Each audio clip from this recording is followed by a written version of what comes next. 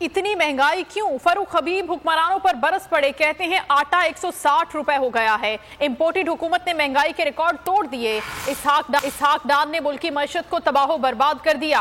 पापड़ वाले, रेड़ी वाले और फालूदे वालों को बचाया गया। शहबाज शरीफ कहता था कि कपड़े बेच दूंगा, आज कुछ नहीं मिल रहा। फरूख हबीब ने कहा कि बताया जाए कौन इलेक्शन कमीशन को इंतखाबात से रोक रहा है। खूने नाहक बहुत पी चुकी ये जमीन, अब कोई दिन में ये खून उगलने को है। खत्म हो जाएगी ये तमाशागरी, वक्त पलटेगा रोजे जजा की तरह। ये जो पेशावर में ताजा लहू है बहा, एक क़यामत करेगा फलक पर बपा।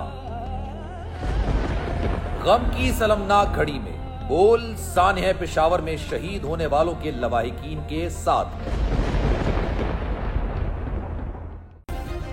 सब्सक्राइब करें और बेल दबाएं ताकि कोई खबर रह न जाए।